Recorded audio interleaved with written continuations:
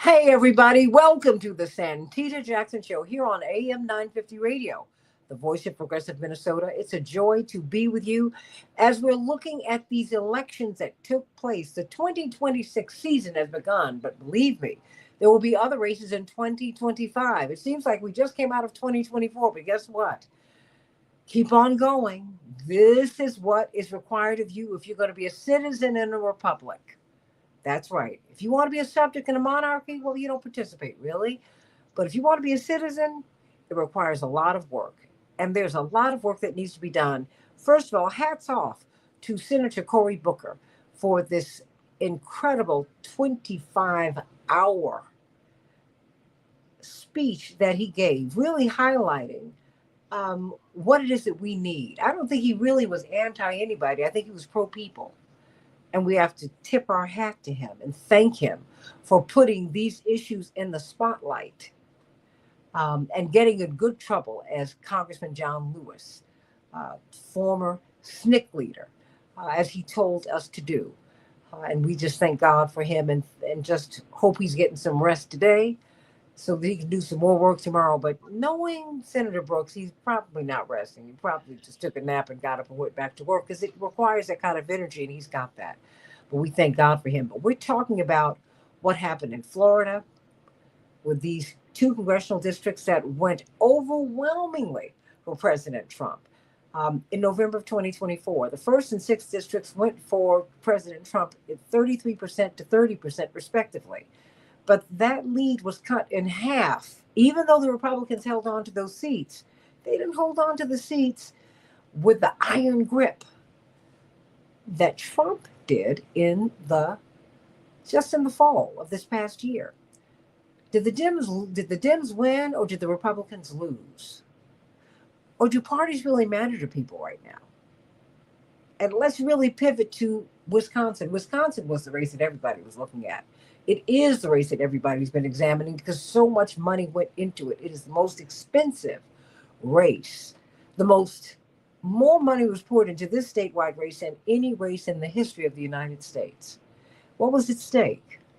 Well, the bright line, of course, is the Supreme Court in Wisconsin, but it was about so much more. It was about dark money. Quite frankly, dark money on either side. Either you're going to be against the dark money, I don't care where it comes from, or you're going to be supportive of it.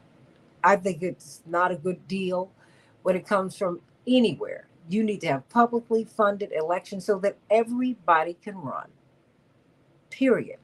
But what was the Musk effect? What was the Musk effect? What about the conflicts of interest? What really happened on the ground? We had Ronnie Patrice, a Democratic organizer and Palestinian American activist who was on with us in the last hour. And she said, you know what you got to understand about Wisconsin Democrats is that they organize all the time, year in, year out, day in, day out. They do not just organize around a campaign season. They're always organizing, always, always. So let's look at that. Let's look at what happened in this election. And many of us have been looking at the election really from, I guess, the broad perspective. But the area of Wisconsin that everyone was looking for last night, aside from Madison, was Milwaukee. Madison is a great old college town, University of Wisconsin at Madison, one of the great universities of the world. But Milwaukee is urban. It's black. We were looking to see what they would do in addition to the rurals, but it was the vote counts that came out of Madison and the vote counts that came out of Milwaukee that really tipped the scales. So I wanted to bring on this gentleman. I'm so excited to have this man, mighty man of Omega Psi Phi, with us today. Oh yeah, and I had to say it because I knew you were going to say it at some point. Just don't bark. I can't promise that. That comes with the roar. No, Dr. Kwaku Ramel Smith, brilliant psychologist. Of course, you do work with the Olympics. I see the USA across your chest, Superman. Yeah, well, this is one of the things we got from Paris and whatnot like that. And so oftentimes I still will represent the USA, even though I think sometimes as a people we receive second class citizenship. I think what you said was so powerful in the beginning.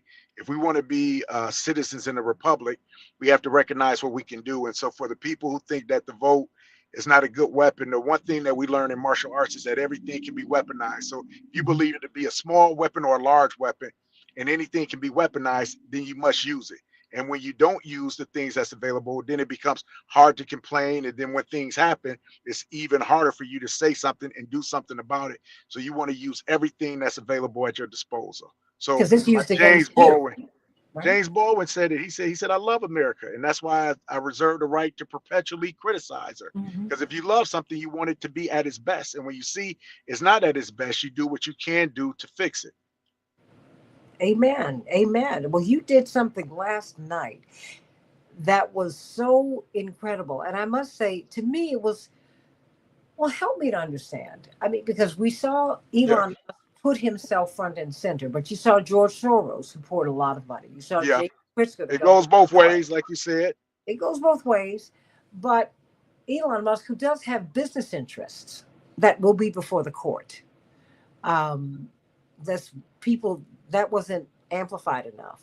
But beyond that, he represents something. He Dark represents, MAGA. He represents dark MAGA. okay, what is dark matter? Well, I mean, we understand what MAGA is, and in the essence of the words, it sounds great. Make America great again. The question always becomes, when was America great for all of her citizenry and just not a portion? But when we say, hey, we want to make America great, I don't think there's anybody who would not want to be associated with that. It's just theirs has been thwarted in a manner in which it's not great for everybody, i.e., the discounts on DEI, the firing of well qualified people, replacing them ironically with ill qualified. That's what MAGA represents. And you say, what does dark MAGA represent? It represents that to the 10th degree. That represents replacing Austin with Pete. That represents putting taking people out of positions in the FBI, in the Social Security place, and removing in the Department of Education, making these wide sweeping chainsaw changes. Nobody has a problem with Doge in its essence. Department of Government Efficiency, we all want that. But when you come in with a chainsaw and you make mistakes that you try to then repeat or that you can't even admit, that's dark MAGA. That's an irresponsible kid who has access to his daddy's bank account and toys and misuses it for his own enjoyment. Let me ask you, Dr. Kwaku Ramel Smith, psychologist, and really, and someone who's just very active in the community. And I think it's very important to amplify that because as a citizen, you show us what we can do. I mean, of course, you've got a full plate. You've got a thriving practice, really big practice, and you are a very well respected professional. And yet, you are very involved in the community and you are very involved in this campaign. What are the issues that were before Wisconsinites and the people of Milwaukee as you saw it? Well, I think the biggest one is what you said. We had Brad Schimmel going against Susan Crawford for the Wisconsin Supreme Court. Who Now, I are don't like my, who and I are was going to say, and I'll get to it, because you'll say this person is liberal leaning, this person is a conservative, and I think that's really a bastardization of our courts because these were supposed to be the people who didn't stand on the side of liberal or conservative per se. They were there to uphold the law as it is written, and however it is written, then they would go into the distinguishment. Now, Wisconsin has long been known for its gerrymandered state district. So when you talk about Madison and you talk about Milwaukee, those are the states, those are areas in southeastern Wisconsin. That's where we are heavy populated. Most of the time when people find out I'm from Wisconsin, they say, are there black people there? And the reason why they say that is because it's a rural area for the most part.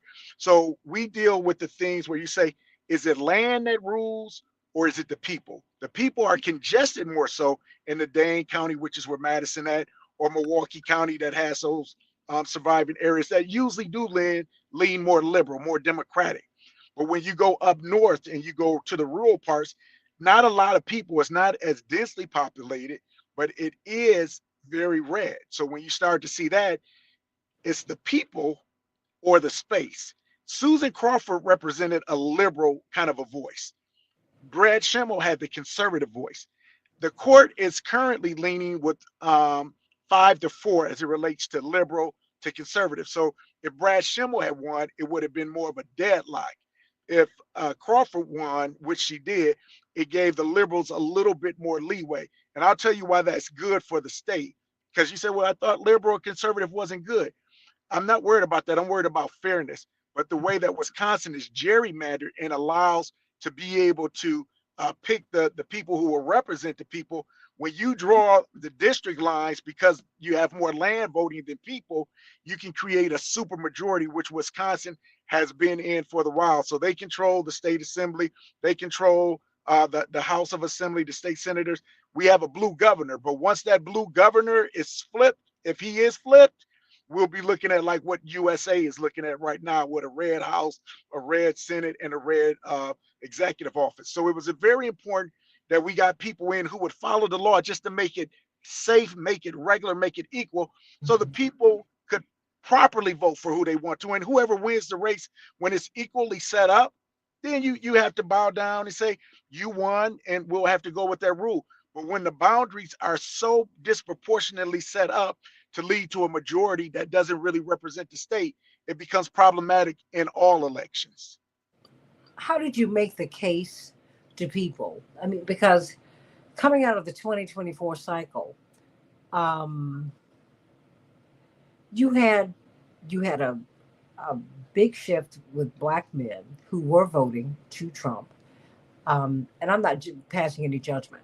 I'm not. And you had some black women who did too. You had a huge Latino shift, right? Yeah. I think it's a very dynamic political environment in which we are living because people are looking for answers. In 2016, people toggled between Bernie and Trump because they want someone who's going to go and shake it up and be a disruptor. That's what's appealing to people. People do not want the polished Hmm. person who's going to give you the smooth delivery. They want someone who's Yeah. going to go in there and overturn the tables in the temple, right? That's it. So I'm not judging. I'm not judging because people are voting all kinds of ways because folks are hurting and they have been for a while. How did you make the case in this environment when there's so much disappointment and disenchantment, right, with the system and with both parties, quite frankly, but especially with the Democratic Party? What was the argument that you made? Well, the good thing about it is not only did we have the Supreme Court, but we also had the state superintendent.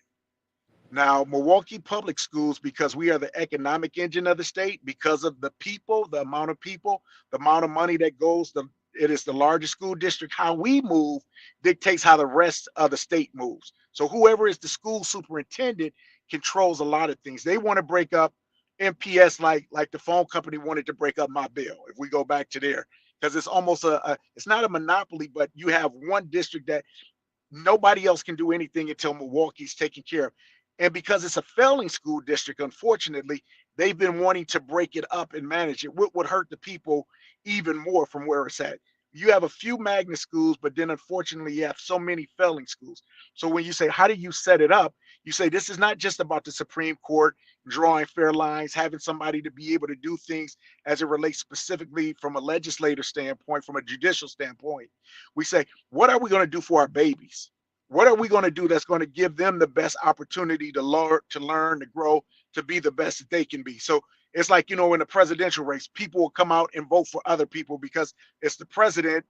You're going to get a lot more people. This race was set up like that. In fact, these ballots, like we look at the fan, February, April, August, November, usually February, April, and August gets very little, even for the big prelims, for the preliminary primaries, excuse me.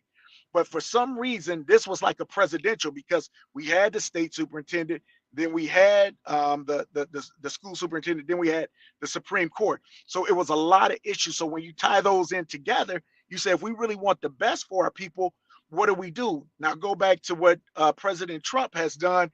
Not even in his first 100 days, he brags that he's done more than any other person, which arguably can be the case, but that doesn't mean it's been the best for us because you made the most actions. And when you start talking about losing Social Security, that's why the Republicans can't have town halls. So now you're messing with people money. Now when you start saying, I want to do A, I want to do B, I want to do C, we want to cut the VA. That hurt a lot of people here in the city. We want to cut school, Department of Education. Those are all things that people were worried about. So you said you don't make the case, you allow the opponent or the people in power to make the case. And when we always talk about whoever wins the executive branch, we always look for that opposite color wave those next 2 years, because that's really a mandate on what's going on in the presidency. It's just that Donald Trump has done so much reckless and irrational stuff. And when we come off the hot eve of Signalgate, people was like, enough is enough. How much further down the rabbit hole do we have to go to recognize the emperor is wearing no clothes? So I think when you put all of those things together, you give the people the power to say, what can I do? I want to do something. So if voting is my one thing I can do, I want to vote, and I want to vote responsibly. Now, another thing that was on the ballot that most people don't talk about, but Donald Trump did in his tweet, we have to have photo IDs to vote in Wisconsin.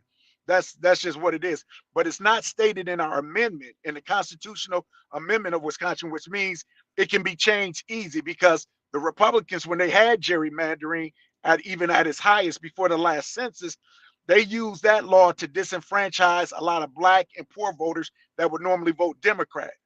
Now, if it's not in the Constitution, we could easily change it back.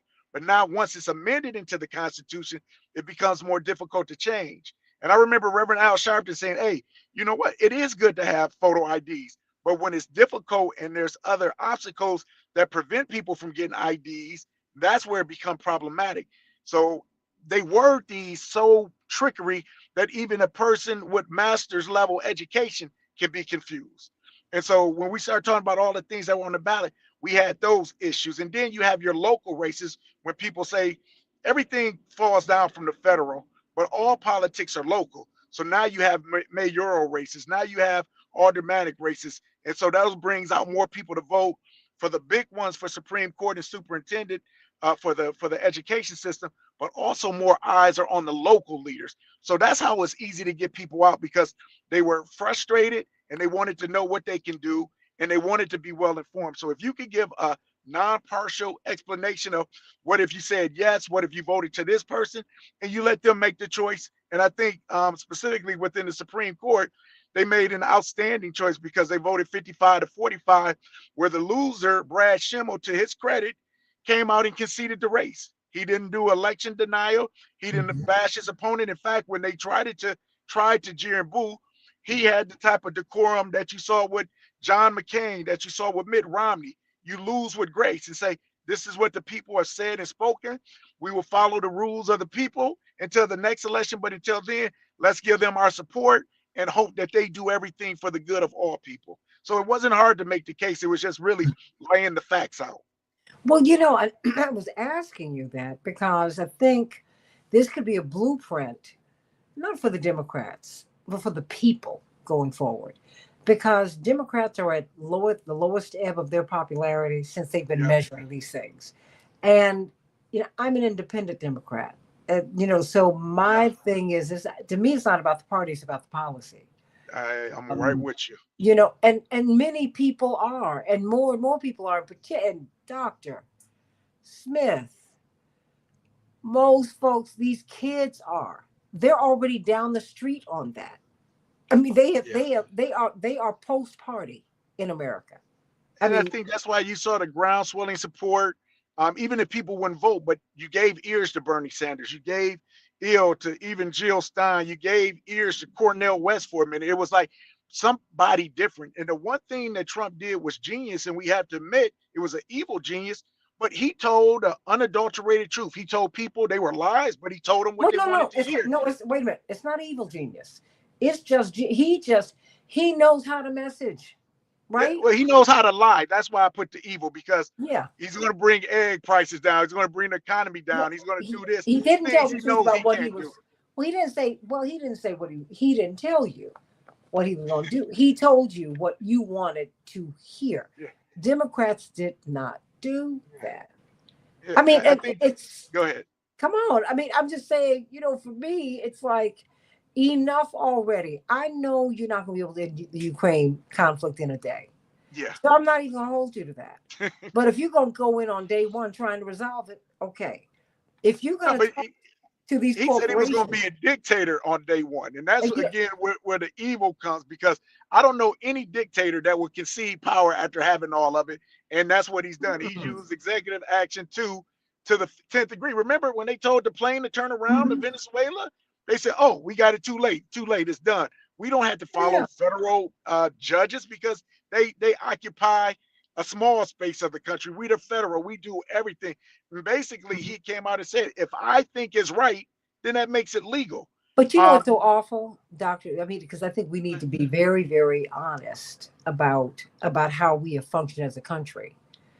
Quite honestly, the quiet part's being said out loud yeah, because Gaddafi was not killed on the Republican watch. This is a no, strong. that's the bane of my thing from Obama and Hillary, because Gaddafi, he wanted to do some great things, but it would have went against the empire.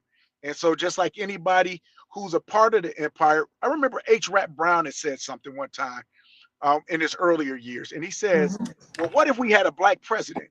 And he said, "Well, we would have to be prepared to fight against that black president." And people they were astonished by that. They said, because if you're the black president, he said, doesn't matter what color your face is. Once you become the leader of the empire, you have to follow the rules of the empire. And that empire is bent straight on staying on top and keeping the status quo to remain the way that it is. So when they killed him, that just really brought those statements to life, because they had to do what it was. Gaddafi, if he would have had his way and united Africa, created an African currency, that would have destroyed the pound, would have destroyed the yen, would have destroyed the dollar. And when you start talking about the power and the Mhm. resources that come from there, it was a threat. And before, look at how he was changing that place, and look what happens since he's been dead. Mhm. You could tell that, and I'm no person is perfect, so I'm not going to write and say he couldn't have did some things better. Wasn't some things that made you kind of squint your eyes when you looked at it? But I know he loved his people. I know he was doing wonderful works that we praise Maynard Jackson, Harold Washington, Marion Barry, even after the incident, for revolutionizing And Atlanta. there is no incident. Revolutionizing, The only person Marion Barry hurt was himself. He yeah. never hurt. That, He never hurt other hey, people, no, and that's other why he the people. mayor for life. That's And why he the mayor for that's life. and that's why he had basically a people's state funeral. Tens of thousands of Yeah, people were at his service because he was in service. And I mean, and that's why, people saying this is real talk. Of course it is. yeah. Because at the end of the day, that's really that's where people are. People don't want to hear lies and obfuscations. People are tired of that. I'm tired of it Yeah, and because I think because of my own background, I know how this thing works.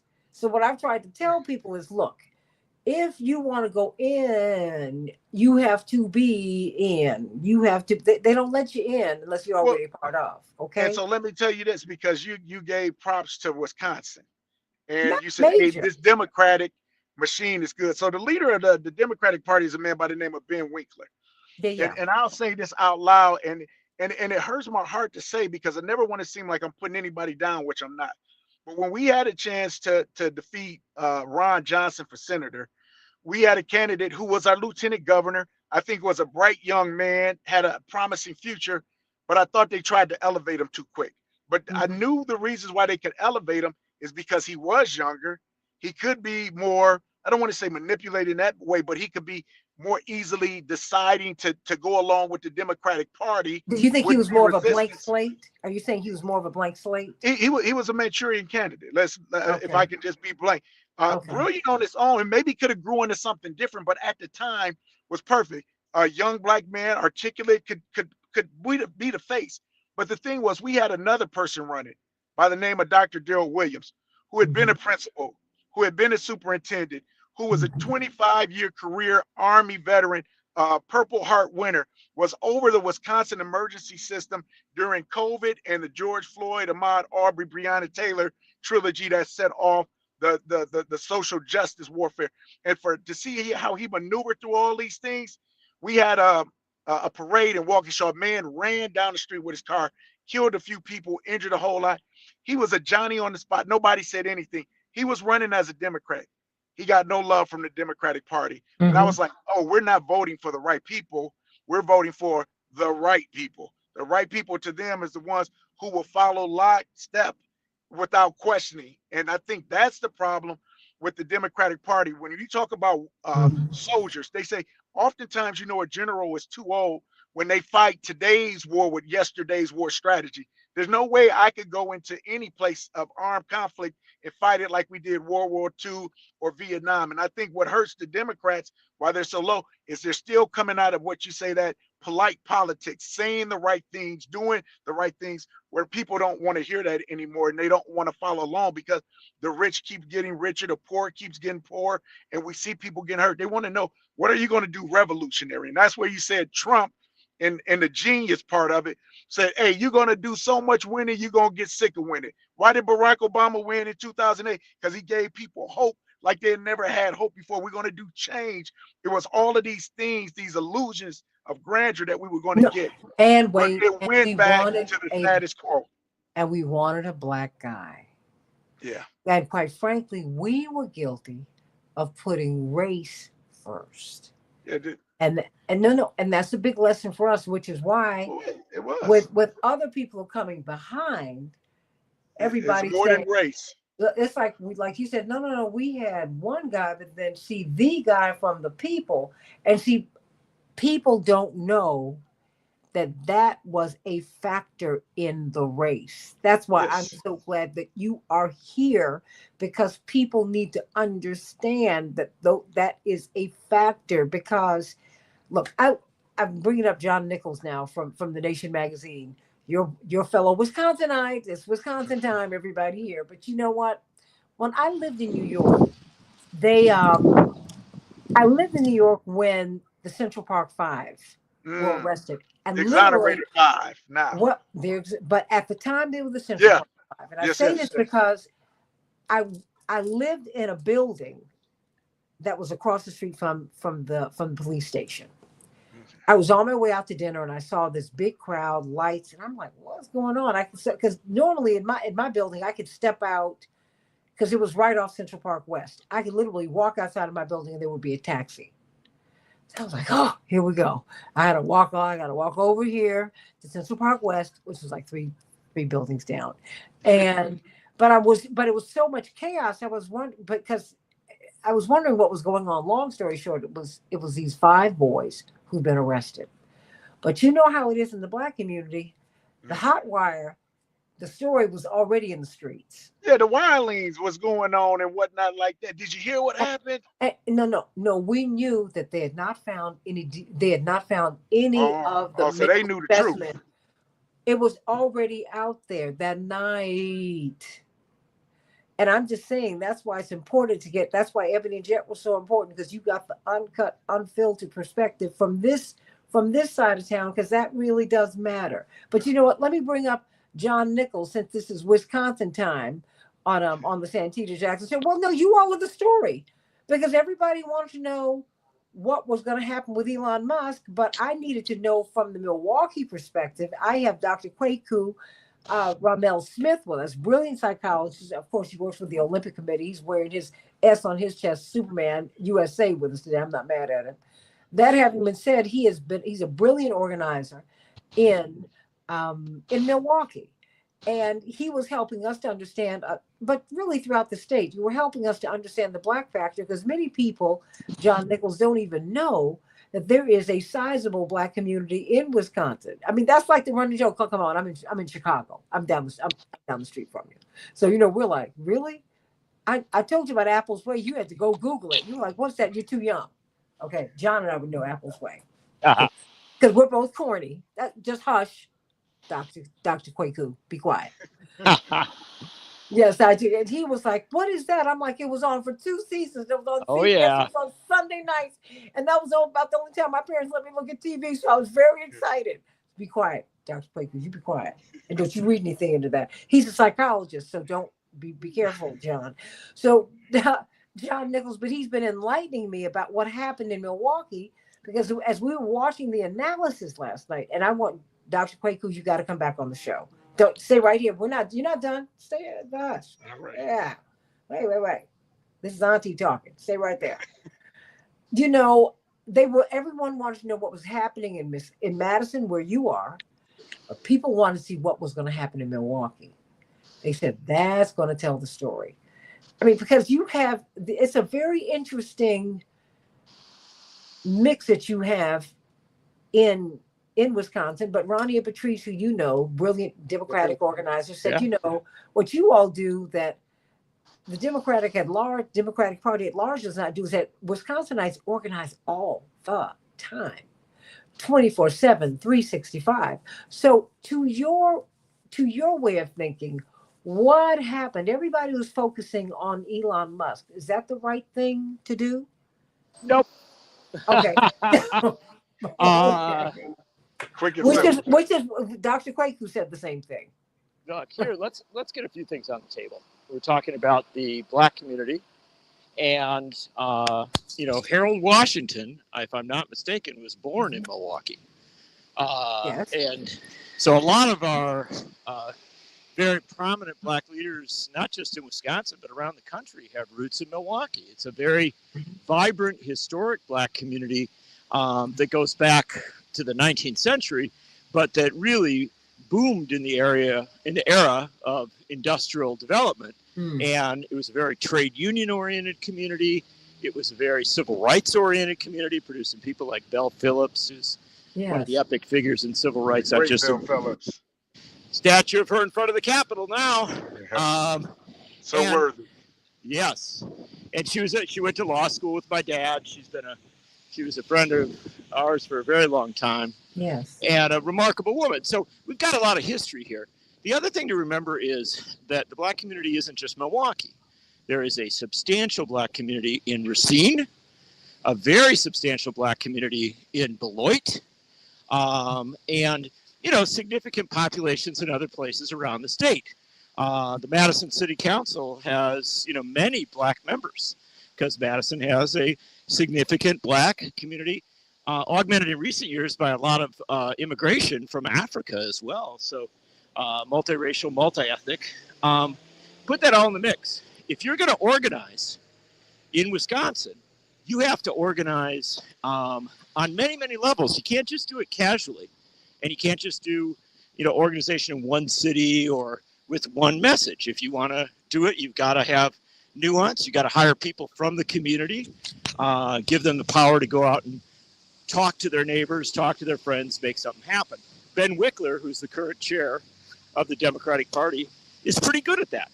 Not perfect, nobody ever is, but he's pretty good at understanding that necessity, and I think it's benefited the Democrats in Wisconsin a good deal.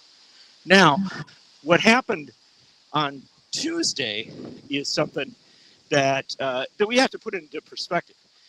If Elon Musk had never come to Wisconsin, if he hadn't offered any money, hadn't done anything, Crawford still would have won, probably would have won about 52-48.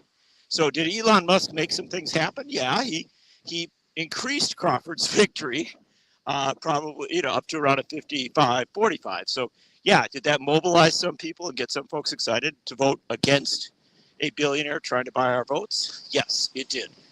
But the baseline is that there are a lot of people in Wisconsin, multiracial, multi-ethnic, from all over the state, who understand the significance of this court.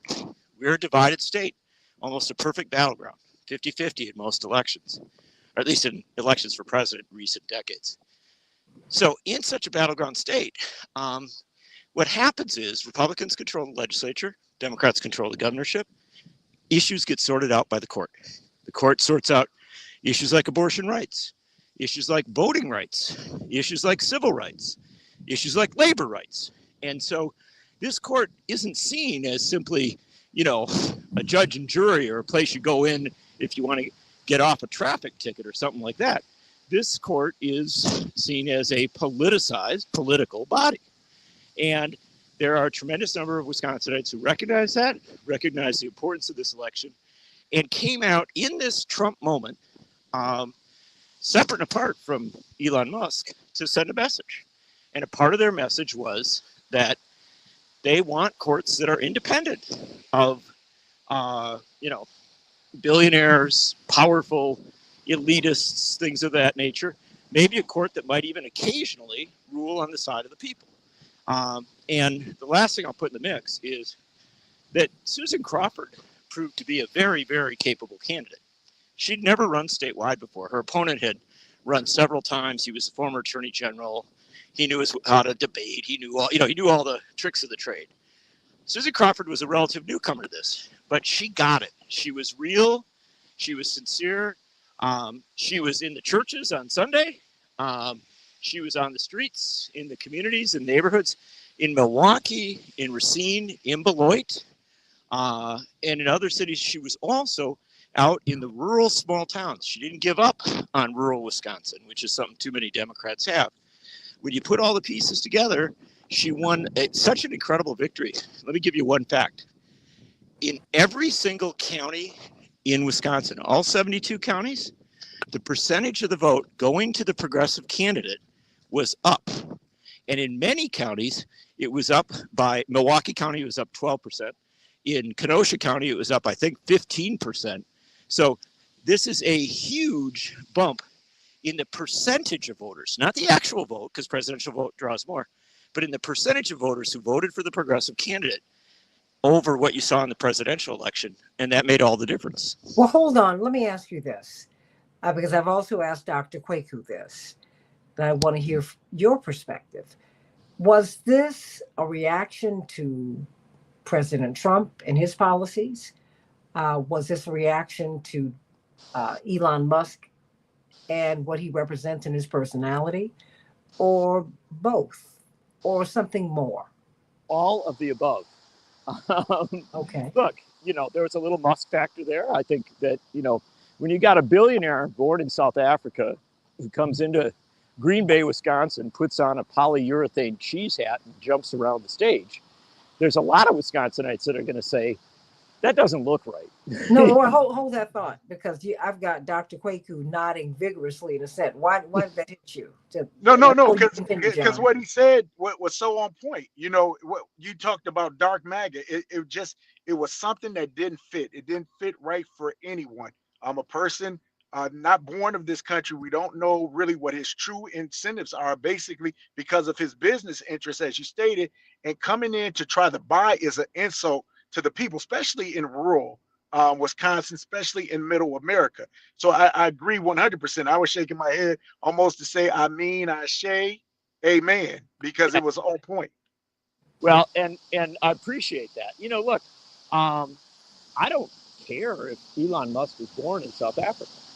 I mean, there are many, many Americans who were born in South Africa who contributed mightily to this country. And done. But I tell you, let me say this to you, John. Yeah. Black folks. Yes, I know. Someone, yeah.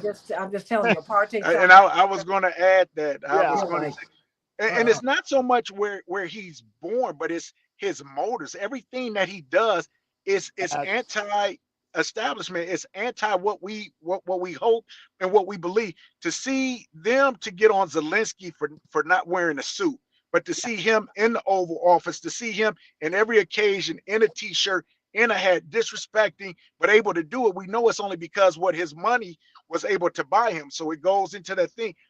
Our votes are not for sale.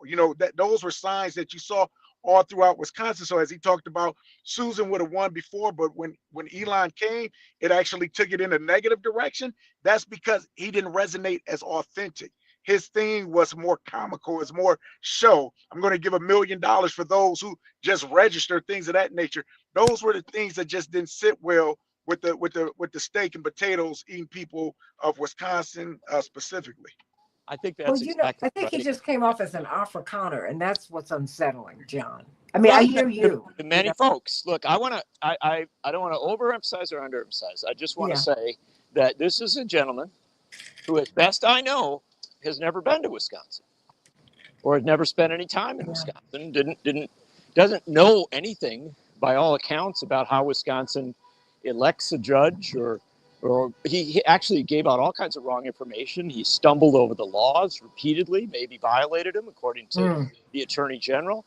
And so here he comes in, and finally, this person who doesn't seem to know anything about Wisconsin thinks, okay, well, I'll make a connection with these people.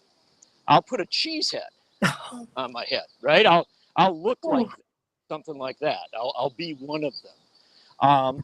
And I just think an awfully lot of Wisconsinites said, yeah, We have worn cheeseheads at Packer games. You know, I mean, that's not unheard of, but we don't usually do it at political rallies, and we don't really usually do it if we've kind of never been there before, you know, and we just say, okay, this is how I'll connect with you. It just seemed so fake, so unreal, so disconnected from Wisconsin. And I guess what I'm saying is that I think Elon Musk could have done, you know, frankly, I think he could have come off much better if he had come in a respectful way and listened to people, had a, you know, maybe come to Milwaukee and literally have a sit down with folks in a neighborhood, talking to them about, you know, building factories and doing, you know what I mean? However you want to describe it, he could have come in a respectful way and said, look, I'm very rich, but I'm not going to try and bribe you. I want to hear you. I'm very powerful right now. I want to take some of your ideas into what I do. Okay. Yeah, but he didn't do that. He literally came and stood on a stage and he talked for an extended period of time about how he thought the birth rate was too low. And he talked about the Federal Reserve, and he talked about all sorts of things that had nothing to do with the Wisconsin Supreme Court. It was sort of cult of personality stuff. And the fact is, I think most Wisconsinites didn't want to be a part of that cult. But you know what, also, I'll tell you how it reads with Black people when a white man, an Afrikaner, starts talking about birth rate and things like that, you go, wait a minute. Hold it. Wait. I mean, I'm just telling you that I want everyone to be aware of the smoke signals he sends to the Black community.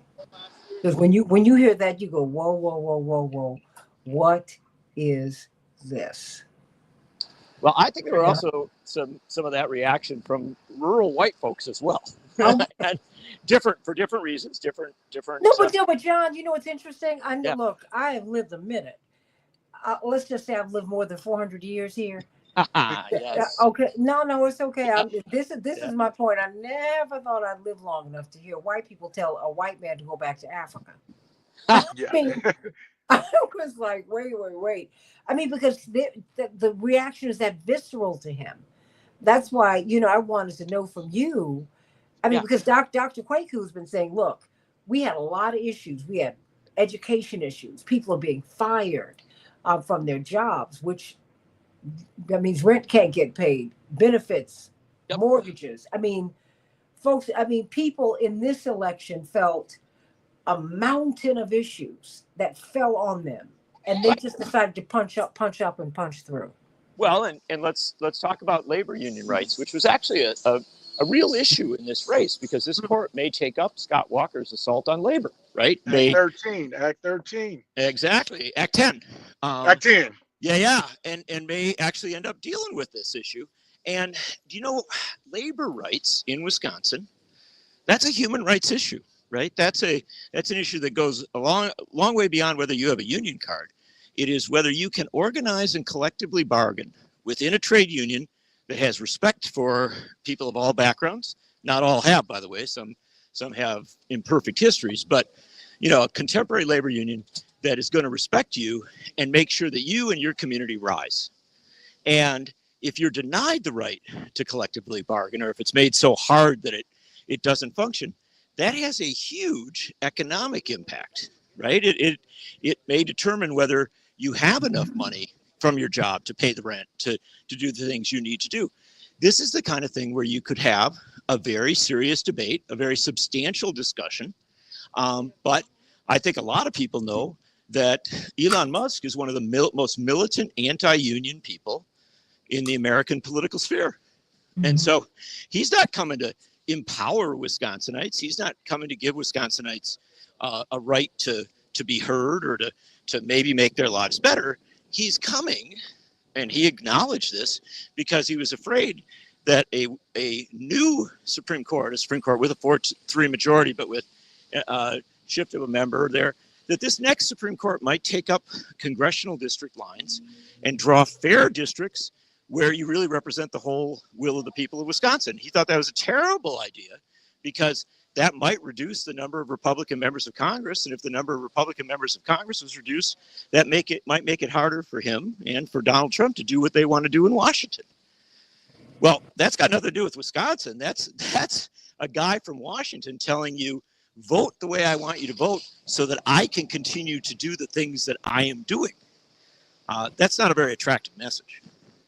So, I mean, what is next? I mean, what does this portend for 2020? Well, we haven't even gotten out of 2025. And, State Representative Ron Reynolds from Texas, Yes. John Nichols and Dr. Kwaku Smith, said something that's very interesting. Of course, we all, and you had worked with Sheila Jackson Lee Of course. for many, many years. Beautiful, And queen. beautiful woman. And of course, she passed away, worked up until she passed. And Sylvester Turner, who was a great mayor of Houston, ran for her seat and won. Yep. He died literally hours after the State of the Union address. And he co-founded the Diversity, Equity, and Inclusion Caucus in the House of Representatives with my brother, Congressman Jackson, and Congressman Cleo Fields out of Louisiana. They just pulled this off, right? The governor's refusing to set a date for the primary. That's John. right. That's right. And I mean, Greg Abbott, the governor of Texas, yeah, refusing to call a special election. This is a huge deal. I've written a lot about this because yes, Scott Walker tried the same stunt at one point in the past. And, look, here's the deal. Members of the Senate, if somebody passes or if somebody retires, are often appointed, right? And that's one of the realities of that upper chamber. But the People's Chamber, the House of Representatives, you can only get through the door if you're elected. That's the only way you get there. They don't appoint anybody to that position. So the governor, if the governor doesn't call an election, that seat remains vacant until potentially January of 2027, or at least November of 2026. And that's, I mean, think about that.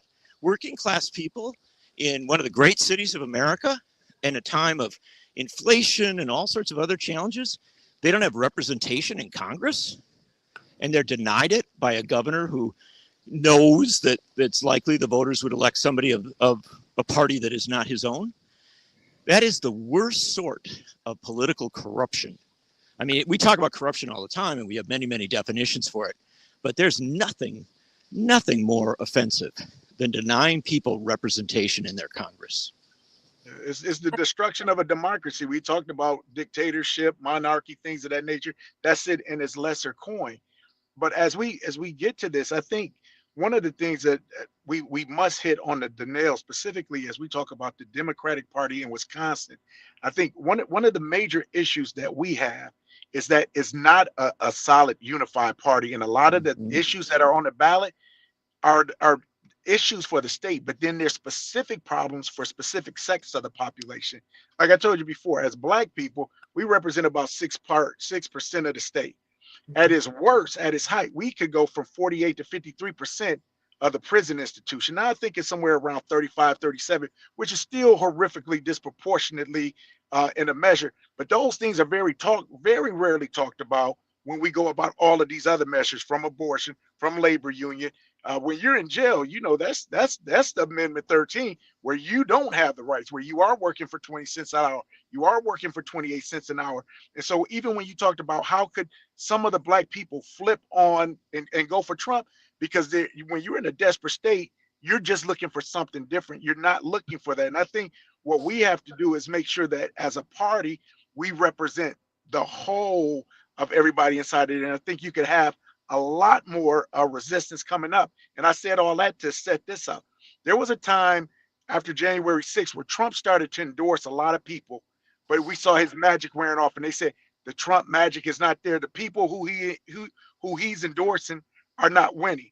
And what I fear with this right here, with this kind of quick victory, that this could be a letdown for that blue wave that we kind of hope to happen in 2026. So when you start to say that, how do we keep our foot on the gas? How do we make sure we represent the entire populace so we get those crazy turnout vote numbers? Because everybody sees that it's not just for a party I'm voting for, but that this party cares about me. They care about the needs of me and my community, and they're really going to do something about that, putting it at the forefront of the ticket and not at the back part.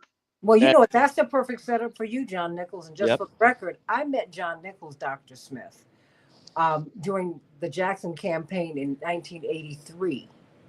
My parents used to worry about this young white kid because we were almost the same age, who was just out here working. And they were like, "Your parents sent you over here? Are you serious?" So we go seriously. We go all the way back to that when Reverend was a renegade candidate. So he's done a lot of work in these spaces. He would take Reverend to the farms, and he would take them all into the urban areas too. But he set you up. Yeah. The last few minutes belong to you because Well, now where do we go? my friend has said what needs to be said. I mean, I can only put an exclamation mark on it because that's the bottom line. If you don't have a multiracial, multi-ethnic, uh, genuinely grassroots, organizing, focused Democratic Party that speaks to all the constituencies that they want to bring to the polls, they're going to fail, right? They're going to have just a couple of, poll tested or focus group tested slogans, and some people may hear them, but many other people will not, and they're just not going to get to where they need to get to. We've already seen the message from the people. There is a great deal of anger at the Republican Party and at what Elon Musk and Donald Trump are doing. There's also a great deal of anger at the Democratic Party and a sense that the Democrats have to do a dramatically better job.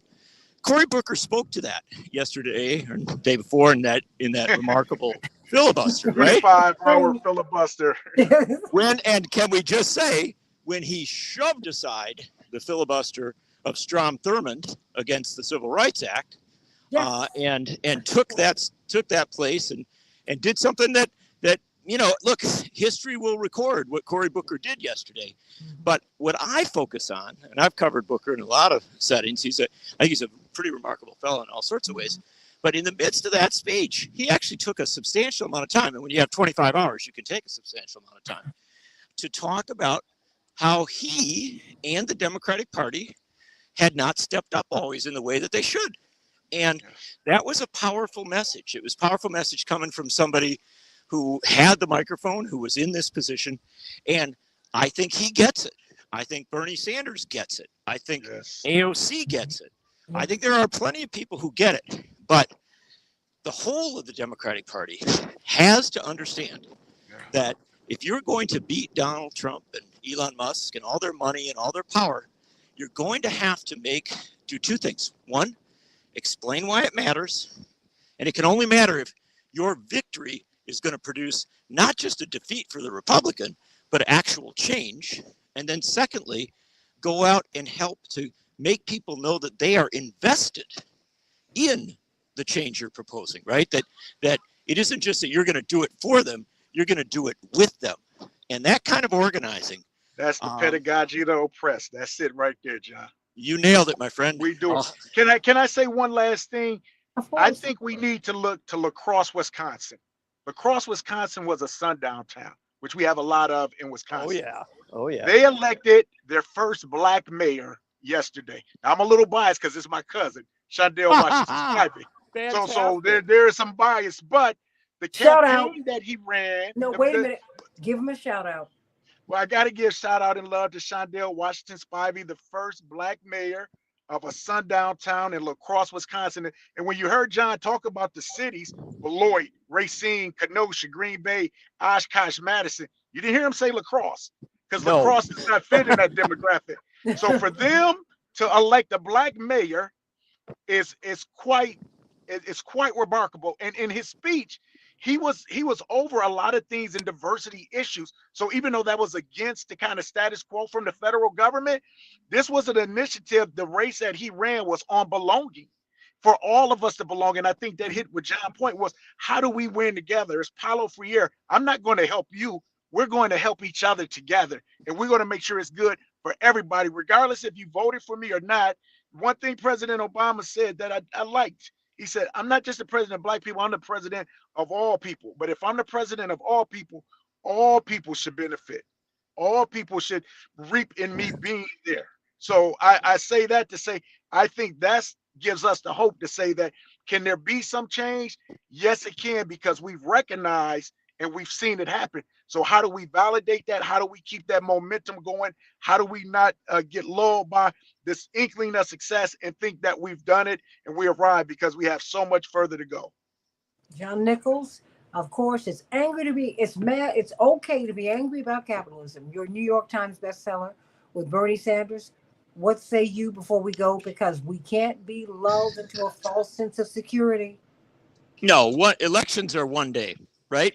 And if you have a good day, that's excellent. If you have a bad day, you go to sleep and wake up the next day and keep working. I mean, it's simple as that. So no matter what happens, it's important. And I think that what.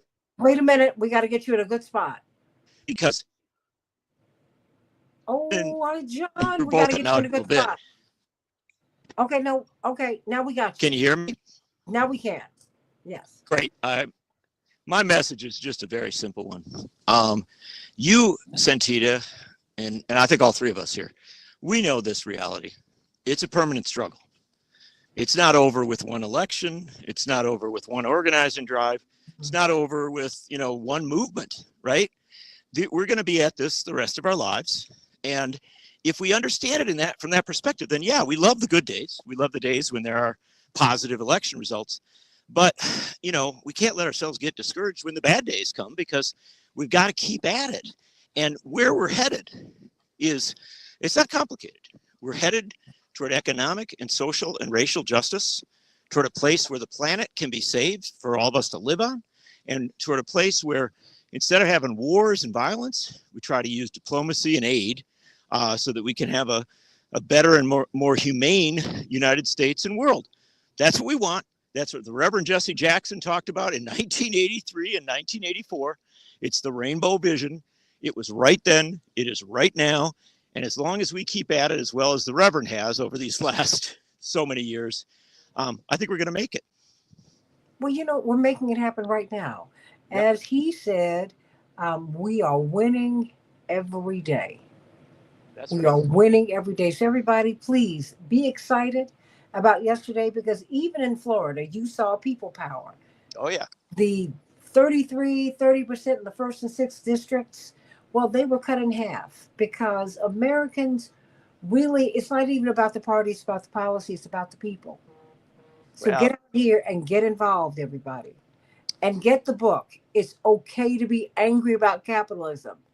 It now has large type. I just ordered it for a few of my friends. Yes, I did. When I saw that, I said, wait a minute, large type? What? Well, we got some readers. We got some readers that don't want to put their glasses on. So we'll take them. I know. Trust me. I ordered 6 copies because I saw, seriously, no, because I had some people I need to send them to. Bless you. And bless you for bringing me on with this wise gentleman today. Can you bring us on again? Likewise. Bring us on again sometime. Let's do this.